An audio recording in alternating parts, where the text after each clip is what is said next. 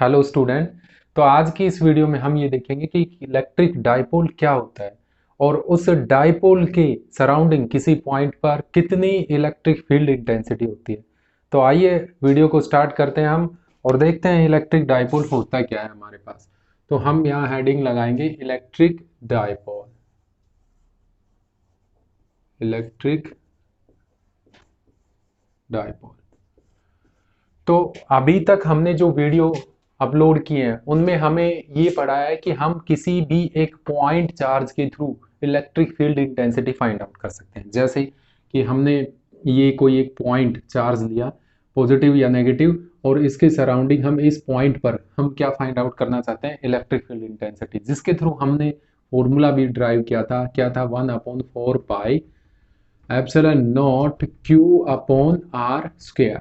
Q है यहाँ पर, ये सोर्स चार्ज है, और हम कहाँ पर फाइंड आउट कर रहे हैं? पी पॉइंट पर, जो कि कितनी डिस्टेंस दूर है? R distance.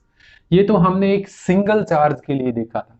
अब देखिए इलेक्ट्रिक डाइपोल होता क्या है। हमारे पास दो चार्ज पार्टिकल हो, हमारे पास एक पॉजिटिव और दूसरा क्या हो, एक नेगेटिव और दूसरा क्या हो, पॉजिटिव। ठीक है। और ये बहुत बहुत कम सेपरेशन पर सिचुएटेड हो, एक दूसरे के पास इनके बीच की जो सेपरेशन है वो बहुत कम हो, वेरी स्मॉल हो, तो ये फॉर्म्ड करेंगे इलेक्ट्रिक डाइपोल को। ये हमारे पास एक इलेक्ट्रिक डाइपोल बन गया। ये चार्जेस मैग्नीट्यूड में इक्वल होने चाहिए, बट आपको दिखाई दे रहा है इनका साइन क्या होना चाहिए? अपोजिट। अगर यहाँ -2q चार्ज होगा तो यहाँ पर +2q चार्ज होगा। ठीक है। और इनके बीच की जो सेपरेशन है वो बहुत कम होनी चाहिए। ठीक है। अब देखिए इस डाइपोल का एक सेंटर होता है, ठीक है, जिसको हम क्या बोलते हैं? Dipole centre. सपोज कर लेते हैं, हम ये मान लेते हैं ये हमारे पास ओ क्या है? Dipole centre. Dipole centre. अब देखिए इस सेंटर से इस +q चार्ज की जो डिस्टेंस है हम कंसिडर करते हैं a है, और इसी सेंटर से इस -q चार्ज की जो डिस्टेंस है, सेपरेशन है, वो हम सपोज कर लेते हैं ये भी कितनी है? a। क्यों? क्योंकि ये o सेंटर है। किसका सेंटर है? इस डाइपोल का। तो इस डाइपोल की जो टोटल लेंथ है वो कितनी हो गई? 2a। तो जनरली हम डाइपोल लेंथ को किससे रिप्रेजेंट करेंगे? 2a से। डाइपोल लेंथ 2a से, may be 2x 2l 2y किसी से भी रिप्रेजेंट कर सकते हैं, बट कैसे? 2 से रिप्रेजेंट करके आप इसको रिप्रेजेंट करेंगे। जैसे किस तरीके से? जैसे कि आप 2y लेना चाहें, 2f लेना चाहें, 2c लेना चाहें, ये सेंटर की वजह से है ऐसा। ठीक है। अब देखिए इसके अंदर एक टर्म आती है डाइपोल मोमेंट। ठीक है। अब देखिए डाइपोल मोमेंट को समझने से पहले हमें थोड़ा डाइपोल के बारे में जानना चाहिए अच्छे से, ताकि ये डाइपोल नाम का जो यहाँ पर हम पढ़ रहे हैं, तत्व पढ़ रहे हैं यहाँ पर, ये है क्या चीज आखिर। तो देखिए यहाँ पर डाइपोल का जो नेट चार्ज दिख रहा है वो कितना है? डाइपोल पर नेट चार्ज आपको यहाँ पर ऑब्वियसली दिख रहा है +q और -q। कितना है? 0। तो हमारी जो प्रीवियस नॉलेज है उसके रिगार्डिंग नेट चार्ज 0 हो गया तो इलेक्ट्रिक फील्ड नहीं होना चाहिए इसके सराउंडिंग, बट डाइपोल अपने सराउंडिंग क्या रखता है? इलेक्ट्रिक फील्ड, कुछ सेपरेशन तक, कुछ डिस्टेंस तक। ठीक है। फ्यू डिस्टेंस तक, at few distance an electric dipole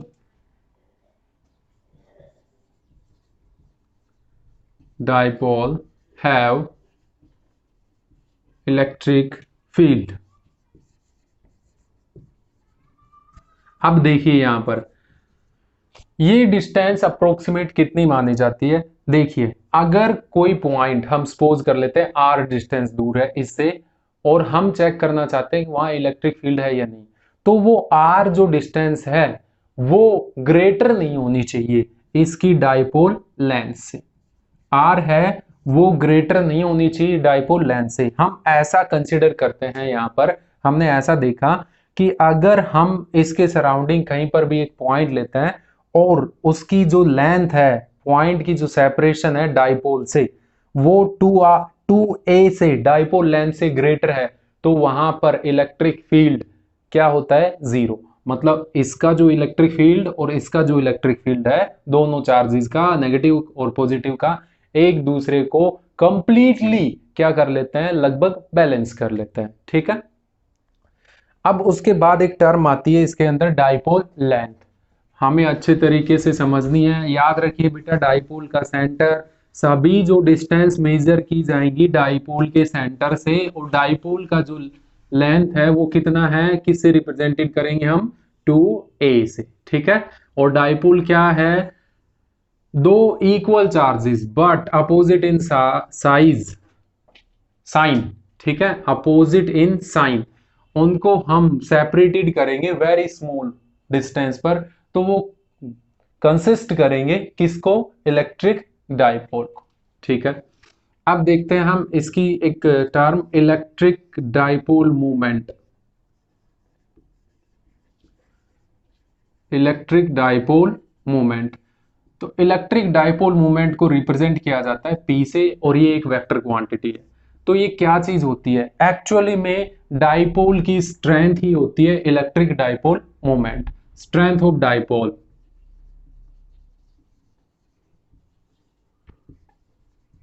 जो डाइपोल की जो स्ट्रेंथ है उसी को हम क्या बोलते हैं, डाइपोल मूवमेंट। ठीक है। वेक्टर क्वांटिटी है, इसको हम कैलकुलेट कैसे कर सकते हैं, ये होती क्या है, तो आप देखेंगे यहां से, ये होती है इनमें से किसी एक चार्ज का मैग्नीट्यूड और इनटू जो डाइपोल लेंथ है। ठीक है। ये हमारे पास क्या बन जाएगी, डाइपोल मोमेंट। कैसी क्वांटिटी है ये, वेक्टर क्वांटिटी। याद रखिए कैसी क्वांटिटी है, वेक्टर क्वांटिटी। अब वेक्टर क्वांटिटी होगी तो इसकी कोई ना कोई तो डायरेक्शन होगी, तो जनरली इसकी जो डायरेक्शन है यहां पर, वो हम ट्रीट करते हैं नेगेटिव चार्ज से किसकी तरफ, पॉजिटिव चार्ज की तरफ। मतलब भाई P की जो डायरेक्शन है वो ऐसे होगी। ठीक है, ये P की डायरेक्शन शो करेगा ऐसे, नेगेटिव से पॉजिटिव की तरफ। ठीक है। अब यहां हम पढ़ेंगे इलेक्ट्रिक फील्ड इंटेंसिटी निकालेंगे डाइपोल की एक्सियल लाइन के थ्रू और इक्वेटोरियल लाइन के थ्रू। तो आइए अब हम डेरिवेशन करते हैं, electric field intensity due to an electric dipole at a point on axial line। ठीक है, एक्सियल लाइन पर, फॉर एक्सियल लाइन। ठीक है। अब देखिए यहां पर सपोज कर लेते हैं हम, एक डाइपोल है, ये -q और ये क्या, +q। ये हमारे पास डाइपोल है, इसकी जो लेंथ है डाइपोल की लेंथ वो 2a। ठीक है। अब एक्सियल लाइन कौन सी होगी, ऐसी लाइन बेटा जिसके अंदर से ये दोनों चार्ज पास करें, या ऐसी लाइन जो इन दोनों चार्जेस से क्रॉस करे, तो ऐसी लाइन एक ही बनेगी, ये ऐसे।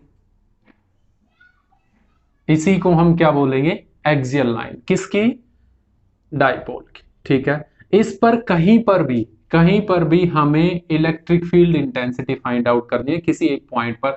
सपोज कर लेते हैं वो पॉइंट यहां कंसीडर कर लिया P पॉइंट। मैं P पॉइंट पर क्या फाइंड आउट करना चाहता हूं, इलेक्ट्रिक फील्ड इंटेंसिटी। आप चाहे तो P पॉइंट इस तरफ ले सकते हैं, इस तरफ ले सकते हैं, रिजल्ट क्या आएगा, सेम आएगा। ठीक है।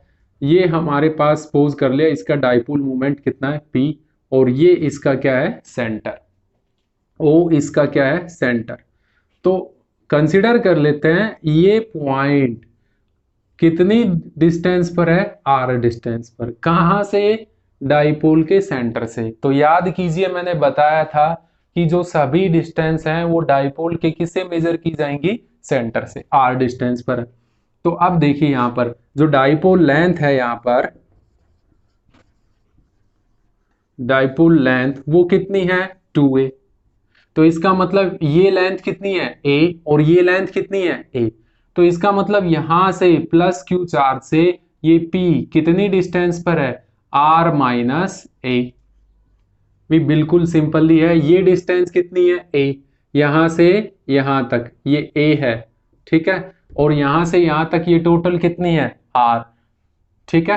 तो अब ये निकालनी है, तो इस R में से ये A को हम सब्ट्रैक्ट कर देंगे, तो ये कितनी आ जाएगी R माइनस A, और यहां से यहां तक की ये डिस्टेंस कितनी आ जाएगी, ये वाली डिस्टेंस कितनी है अगेन A, ठीक है। ओ डाइपोल का क्या है सेंटर, तो ये टोटल डिस्टेंस कितनी आ जाएगी R प्लस A, ठीक है। मतलब यहां ये कहना चाह रहा हूं मैं कि ये जो P पॉइंट है ये प्लस Q चार्ज से कितनी डिस्टेंस पर है R माइनस A पर, और P point minus Q charge से कितनी डिस्टेंस पर है R प्लस A पर।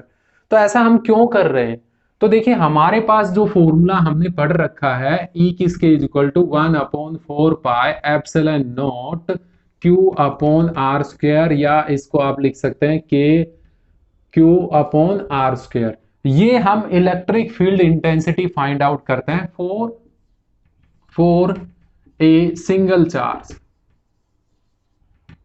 चार्ज के लिए, ठीक है।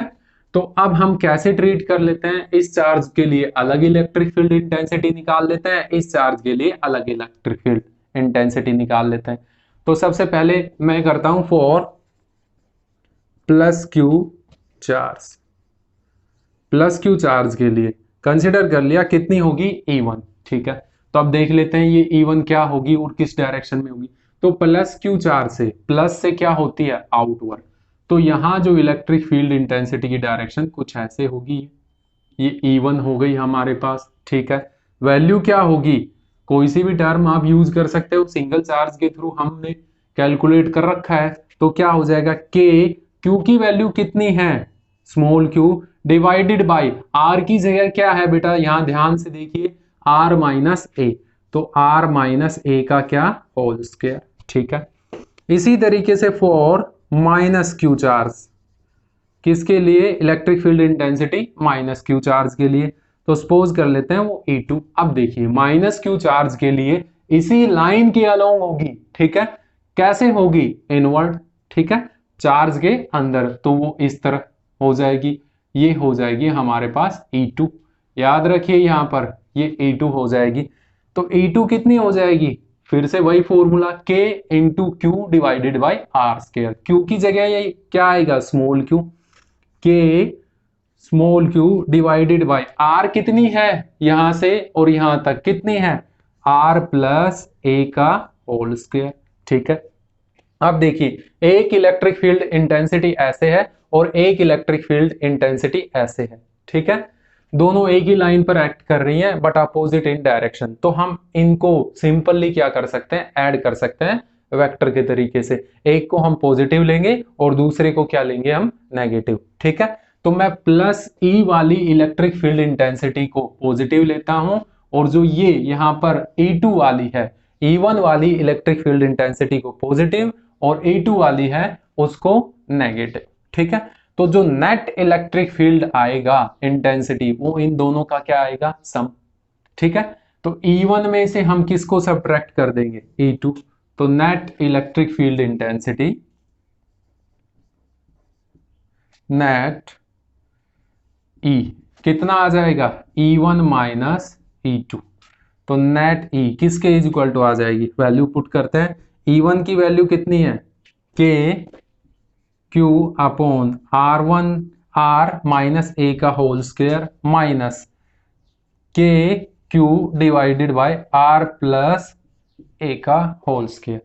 देखिए ऐसा क्यों कर रहे हैं, हमें यहाँ ऑब्वियसली पता है कि इस चार्ज के थ्रू इस पॉइंट पर इलेक्ट्रिक फील्ड इंटेंसिटी ज्यादा होगी इस चार्ज के कंपैरिजन में, क्योंकि यहाँ R का क्या होता है स्क्वायर, ये इलेक्ट्रिक फील्ड इंटेंसिटी वेरी कर रही है डिस्टेंस के साथ, लार्ज डिस्टेंस पर तो इलेक्ट्रिक फील्ड इंटेंसिटी कम, थोड़ी कम डिस्टेंस पर तो इलेक्ट्रिक फील्ड इंटेंसिटी ज्यादा, इसीलिए E1 ग्रेटर है किससे E2 से। तो हमने नेट कैलकुलेट करने के लिए दोनों अपोजिट हैं, तो E1 में से E2 को क्या कर दिया सब्ट्रैक्ट, दिस इंप्लाइज यहां से हम कॉमन ले लेंगे क्या K Q अंदर आ जाएगा R माइनस A का होल स्क्वायर और -1 अपॉन R प्लस A का होल स्क्वायर, ठीक है।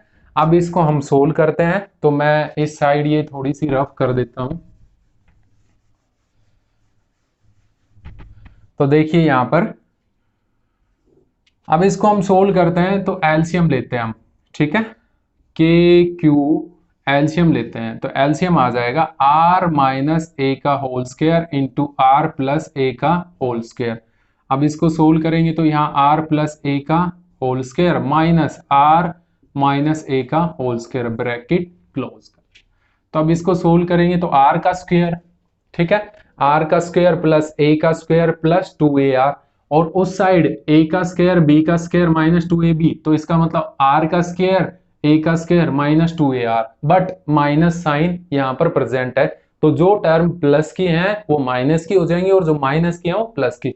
तो इसके रिगार्डिंग प्लस जो माइनस 2r है वो क्या हो जाएगा, प्लस का 2r, और हम सोल्व करेंगे तो क्या आ जाएगा, यहां से ये आ जाएगा आर का स्क्वायर प्लस ए का square plus 2ar minus r square minus a square plus 2ar divided by, अब देखिए यहां पर a minus b a plus b, आपने ऐसा पढ़ा होगा a की पावर m और b की पावर m, तो आप कंप्लीटली a b की पावर m लिख सकते हैं ना।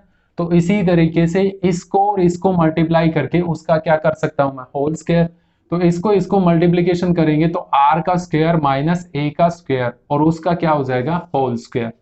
दिस इंप्लाइज, अब सोल्व करते हैं तो यहां से ये टर्म ये कैंसिल हो जाएगी, इससे ये कैंसिल हो गया, और क्या आ जाएगा यहाँ अंदर 4ar divided by r square minus a square इसका होल स्क्वायर, ठीक है। अब देखिए यहां पर,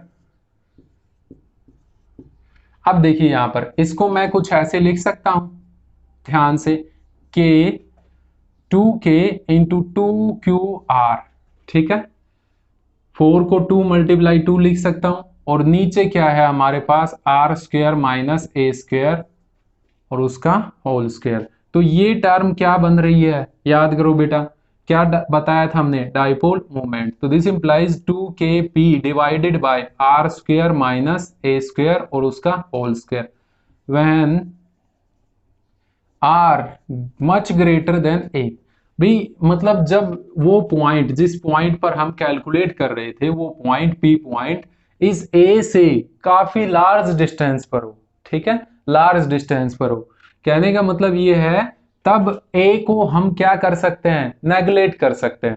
भी हम ये इलेक्ट्रिक जो डाइपोल लेंथ है ये तो बहुत छोटी है और इसकी भी हाफ, ये तो और भी स्मॉल होगी, और जो पॉइंट हम जहां पर इलेक्ट्रिक फील्ड इंटेंसिटी मेजर कर रहे हैं वो पॉइंट थोड़ा सा इनके कंपैरिजन में थोड़ा सा लार्ज डिस्टेंस पर हो, तो हम बोल सकते हैं कि आर मच ग्रेटर देन ए। उस केस में हम ए को क्या कर सकते हैं, नेगलेक्ट, तो हम आर का स्क्वायर और उसका होल स्क्वायर, तो ई को क्या लिख सकते हैं, 2kp, नीचे क्या 2kp, और हमारे पास 2kp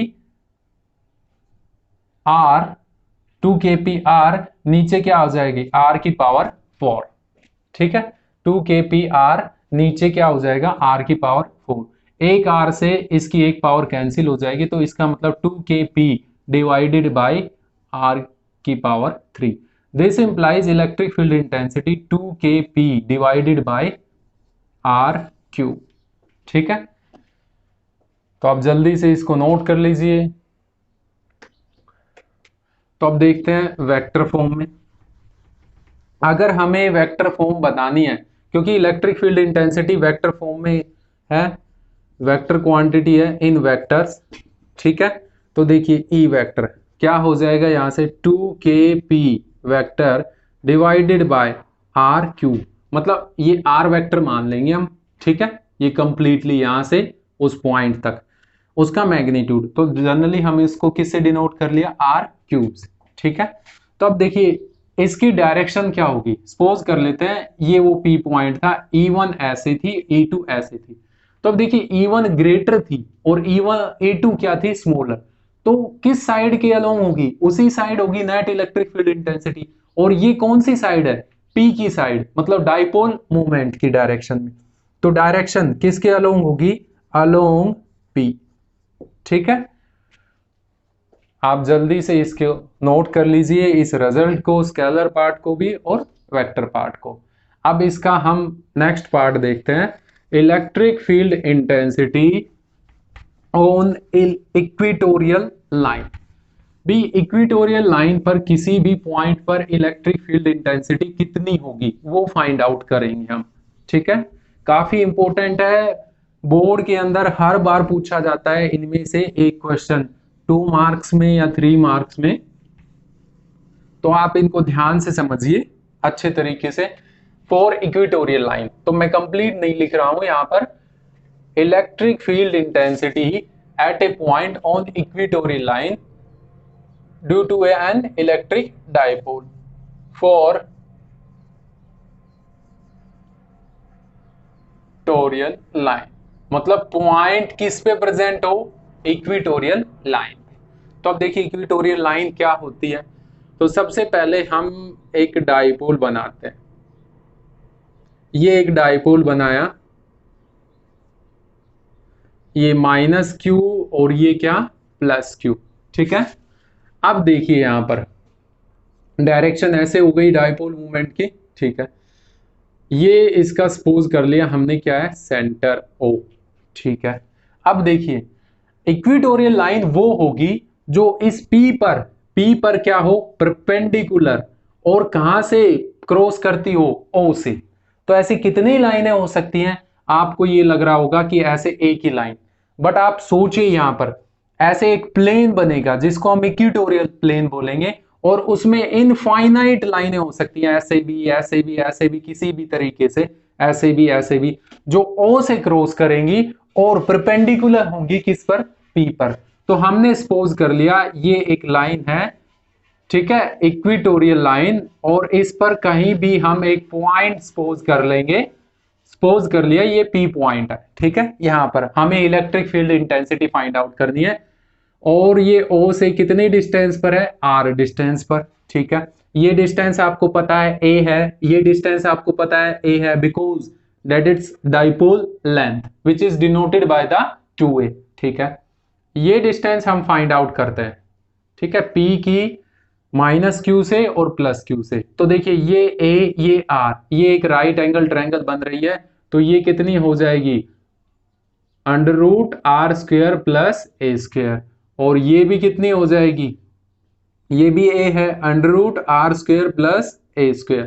ठीक है, अब देखिए हम कैलकुलेट करते हैं फिर से इलेक्ट्रिक फील्ड इंटेंसिटी Q के थ्रू और किसके थ्रू, -q के थ्रू और +q के थ्रू, और फिर उनको हम क्या कर देंगे, ऐड कर देंगे वेक्टर की रिगार्डिंग। तो देखिए यहां पर पहले मैं -q के थ्रू इलेक्ट्रिक फील्ड इंटेंसिटी देखता हूं, तो -q के थ्रू इलेक्ट्रिक फील्ड इंटेंसिटी ऐसे लाई करेगी और इसी लाइन पर लाइन करेगी, स्ट्रेट लाइन पर। तो मैंने ये बोला ये हमारे लिए E1। ठीक है, E1 +q के लिए इलेक्ट्रिक फील्ड इंटेंसिटी कुछ ऐसे E2। ठीक है, E2 सपोज कर लिया इसको, +q के थ्रू ऐसे एकदम स्ट्रेट। ठीक है, क्योंकि प्लस चार्ज से क्या, आउटवर्ड, रेडियली आउटवर्ड। ठीक है, अब देखिए यहां पर क्या करेंगे, हम एक लाइन ड्रॉ करते हैं, किसके पैरेलल, P के पैरेलल। ठीक है, सपोज कर लेते हैं ये एंगल कितना है, थीटा, और ये एंगल भी कितना है, थीटा। ये एंगल थीटा है तो ये भी कितना होगा, थीटा। मैं ऊपर ये रफ कर देता हूं ताकि आपको अच्छे से समझ में आ जाए क्या लिखा हुआ है, E2। ठीक है, तो अब देखिए ये थीटा तो ये भी थीटा, ये थीटा है तो ये भी थीटा होगा। आप समझ चुके हैं, ये अल्टरनेट एंगल, और ये कौन से एंगल है, कोरस्पोंडिंग एंगल, ये और ये, क्योंकि ये और ये क्या है, पैरेलल। ठीक है, अब देखिए E1 को हम दो कंपोनेंट्स में क्या कर देते हैं, ब्रोक कर देते हैं। ध्यान से समझना अच्छे तरीके से। तो देखिए दो कंपोनेंट्स में ब्रोक करते हैं, तो थीटा जिसके अलोंग है वहां तो क्या आ जाएगी, E1 कोस थीटा वाली कंपोनेंट आ जाएगी, और इस साइड क्या आ जाएगी, E1 साइन थीटा। और इसमें इस लाइन पर इस इंटेंसिटी E2 के थ्रू यहां आ जाएगी क्या, E2 कोस थीटा, और यहां पर आ जाएगी E2 साइन थीटा। आपको याद होगा, अगर याद नहीं है तो मैं आपको रिवाइज करवा देता हूं। अगर ये E1 है, ये एंगल थीटा है, तो यहां आएगी E1 कोस थीटा, और ये आएगी E1 साइन थीटा। तो इस लाइन जो थीटा के रिगार्डिंग है, थीटा से टच है, वहां पर E1 कोस थीटा इसके लिए, ठीक है। और यहां पर क्या आएगी, एग्जैक्ट 90 पर क्या आएगी, E1 साइन थीटा, ठीक है। तो ये इसको हम कंपोनेंट में स्प्लिट करेंगे तो E2 कोस थीटा और यहां पर क्या आ जाएगी, E2 साइन थीटा। अब E1 और E2 की वैल्यू क्या कर लेते हैं, हम कैलकुलेट कर लेते हैं। तो देखिए फॉर माइनस क्यू, ठीक है, माइनस क्यू चार्ज के लिए इंटेंसिटी, ठीक है, कितनी है E1। तो E1 कैलकुलेट करते हैं। हमें पता है कि क्यू की वैल्यू कितनी है, यहां पर स्मॉल क्यू। आर की वैल्यू कितनी है, under root r square plus a square और उसका क्या, whole square. This implies k q upon r square plus a square, ठीक है। फॉर प्लस क्यू चार्ज के लिए कितनी हो जाएगी, इसके इज इक्वल टू हो जाएगी E2। तो देखिए यहां पर के क्यू की जगह क्या है, स्मॉल क्यू। आर डिस्टेंस कितनी है यहां पर, root r square plus a square और उसका क्या, होल स्क्वायर। हमें फॉर्मूला पता है एक सिंगल चार्ज के सराउंडिंग किसी पॉइंट पर आर डिस्टेंस पर electric field intensity find out करने का। तो ये भी क्या हो जाएगा, k q upon r square plus a square, ठीक है। तो ये दोनों क्या है, इक्वली है। क्लियरली हमें दिख रहा है कि ये दोनों क्या है, इक्वली है मैग्नीट्यूड में, ठीक है। तो इसका मतलब मैं ये लिख सकता हूं यहां पर E1 का मैग्नीट्यूड किसके इज इक्वल टू है, E2 के मैग्नीट्यूड, ठीक है। मतलब E1 और E2 का मैग्नीट्यूड दोनों क्या है, इक्वल है। तो अब देखिए यहां पर हमने जो कंपोनेंट स्प्लिट किए हुए हैं, तो भी E1 साइन थीटा और E2 साइन थीटा, तो E1 और E2 जब बराबर है इनका मैग्नीट्यूड, तो इस E2 की जगह मैं E1 मान सकता हूं। तो ये भी E1 साइन थीटा और ये भी E1 साइन थीटा, मतलब सेम फोर्सेस हैं यहां पर, सेम इंटेंसिटी है।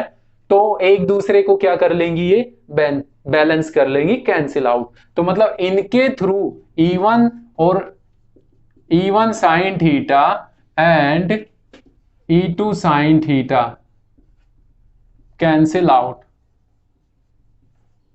कैंसिल हो जाएंगी, ठीक है। तो अब नेट इलेक्ट्रिक फील्ड इंटेंसिटी किसकी वजह से होगी, E1 कोस थीटा और E2 कोस थीटा, जो कि सेम डायरेक्शन में है, यहां पर दोनों क्या हो जाएंगी, ऐड। तो net intensity, electric field intensity, ठीक है, कितनी हो जाएगी, E किसके इज इक्वल टू हो जाएगा, E1 cos theta plus E2 cos theta. अब देखिए E1 और E2 क्या है, इक्वल है, तो मैं इसको भी E1 कंसीडर कर सकता हूं, E1 कोस थीटा। तो इसका मतलब ये क्या हो गया, 2E1 कोस थीटा। तो अब हम वैल्यू रखते हैं, देखिए अब यहां पर 2 E1 की वैल्यू रखते हैं, कितनी है, k q upon r square plus a square, ठीक है। अब कोस थीटा की वैल्यू और देखते हैं, किसी भी ट्रायंगल से, इस ट्रायंगल ले लो या ये ट्रायंगल ले लो, एक राइट एंगल ट्रायंगल, इसमें से हम कोस थीटा की वैल्यू निकाल लेते हैं। तो कोस थीटा आपको पता है बेटा क्या होता है, B/H। तो इस वाली ट्रायंगल में PO और ये पॉजिटिव चार्ज वाली ट्रायंगल में, इस ट्रायंगल के अंदर बेस का काम कौन करेगा, A, ठीक है, और H का काम कौन करेगा, under root r square plus a square. तो इसका मतलब कोस थीटा क्या हो जाएगा, A upon under root r square plus a square. आप लिख देना यहां पर, because cos theta A upon under root r square plus a square, ठीक है। अब देखिए यहां पर हम यहां सोल्व करते हैं इसको आगे, तो E किसके इज इक्वल टू हो गया, के 2A into Q divided by, देखो इसको हम x कंसिडर कर सकते हैं, तो इसको भी x कंसिडर कर सकते हैं। तो x की पावर 1 और x की पावर हाफ, तो कितनी हो जाएगी x की पावर, टोटल पावर x की पावर 3/2। तो अब देखिए ये क्या बन रहा है, डाइपोल मोमेंट। तो फर्दर इसको क्या लिख सकते हैं, k p divided by r square plus a square whole power 3/2।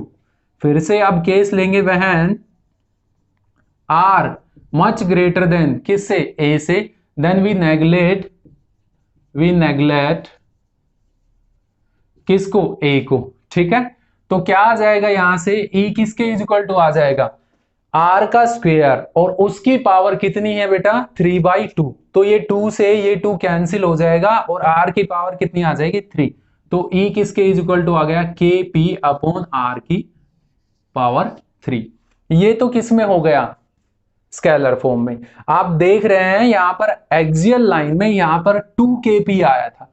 k की जगह आप याद कीजिए, मैंने फॉर्मूला बताया था, k की जगह आप ये भी लिख सकते हैं 1/4 पाई एप्सिलॉन नॉट, ये भी लिख सकते हैं इस रिजल्ट को 1/4 pi epsilon nought p upon r square, ये भी लिख सकते हो। ठीक है, तो अब देखिए वेक्टर फॉर्म्स में लिखें इसको, तो देखो वेक्टर फॉर्म्स में मैं यहां पर लिख देता हूं, जल्दी से आप नोट कीजिए इसको, फिर इसकी वेक्टर फॉर्म लिखते हैं। तो देखिए वेक्टर फॉर्म में इन वेक्टर फॉर्म में तो ई वेक्टर किसके इज इक्वल टू आ जाएगा, के P vector divided by R3। अब देखिए यहां पर पी वेक्टर की डायरेक्शन ऐसे है, इलेक्ट्रिक फील्ड इंटेंसिटी नेट इस डायरेक्शन में है, तो ये कौन सी डायरेक्शन है, इस पी वेक्टर से अपोजिट, मतलब माइनस यूनिट वेक्टर पी। मेरी बात समझ पा रहे हैं आप अच्छे तरीके से, ये वेक्टर फॉर्म हो गई। और आप नीचे लिख सकते हैं अपोजिट, किसके अपोजिट है, opposite to p, dipole movement से अपोजिट डायरेक्शन है किसकी, इलेक्ट्रिक फील्ड इंटेंसिटी की। ठीक है, तो आई होप आपको अच्छे तरीके से ये समझ में आया होगा कि हम एक्सियल लाइन पर और इक्वेटोरियल लाइन पर इलेक्ट्रिक फील्ड इंटेंसिटी निकालते हैं due to an electric dipole, तो हम कैसे फाइंड आउट कर सकते हैं और क्या वैल्यू रहती है उसकी। ठीक है, तो दोनों में डायरेक्शन, अब ध्यान से समझिए, मेन रिजल्ट को लिखता हूं मैं, electric field intensity along axial line, तो क्या था 2kp डिवाइडेड बाय r की पावर 3, और अलोंग इसकी डायरेक्शन क्या थी, अलोंग डाइपोल मूवमेंट। ठीक है, और उसके बाद इक्वेटोरियल लाइन पर kp डिवाइडेड बाय r की पावर 3 अपोजिट p से अपोजिट। इन दोनों रिजल्ट को अच्छे तरीके से याद रखिए। तो इसका मतलब ये है यहां पर कि electric field intensity for axial line किससे डबल है, इक्वेटोरियल लाइन की इलेक्ट्रिक फील्ड इंटेंसिटी। किसी पॉइंट पर, एक्सियल लाइन पर किसी पॉइंट पर जो इलेक्ट्रिक फील्ड इंटेंसिटी होगी, ठीक है, वो सेम डिस्टेंस पर अगर इक्वेटोरियल लाइन पर वो पॉइंट होगा तो उससे क्या होगी, डबल। ये आप अच्छे तरीके से समझिए। अब देखिए यहां पर दोनों रिजल्ट में इलेक्ट्रिक फील्ड इंटेंसिटी वेरी कर रही है 1/r³, बट ध्यान दीजिए ये किसके लिए बातें कर रहे हैं हम, इलेक्ट्रिक डाइपोल के लिए। ठीक है, इलेक्ट्रिक डाइपोल के लिए। बट एक सिंगल चार्ज के लिए इलेक्ट्रिक फील्ड इंटेंसिटी कैसे वेरी करती थी, 1/r² फॉर सिंगल चार्ज। ठीक है, तो इसका मतलब मेरी बात को ध्यान से समझिए बेटा अच्छे तरीके से, कि इलेक्ट्रिक फील्ड इंटेंसिटी डाइपोल की ज्यादा फास्ट गिरेगी, बहुत रैपिडली कम होगी, डिक्रीज होगी, किसके कंपैरिजन में, सिंगल चार्ज के कंपैरिजन में। और यही मैंने शुरुआत में बताया था, अगर हम थोड़ी सी ज्यादा सेपरेशन पर electric field intensity find out करते हैं, ठीक है, तो इलेक्ट्रिक फील्ड इंटेंसिटी ऑलमोस्ट क्या हो जाएगी, जीरो हो जाएगी। ठीक है, तो आई होप आपको ये बात अच्छे तरीके से समझ में आ गई होगी कि यहां इलेक्ट्रिक फील्ड जो इंटेंसिटी है वो आर की क्यूब के इनवर्सली प्रोपोर्शनल है, और सिंगल चार्ज में आर के स्क्वायर के इनवर्सली प्रोपोर्शनल थी। यहां ये दोनों टॉपिक हैं, आपको अच्छे तरीके से क्लियर हो गए होंगे। अगली वीडियो में हम ये देखेंगे, अगर पॉइंट ना तो एक्सियल लाइन पर हो और ना ही इक्वेटोरियल लाइन पर, तब हम इलेक्ट्रिक फील्ड इंटेंसिटी कैसे फाइंड आउट कर सकते हैं। Thank you.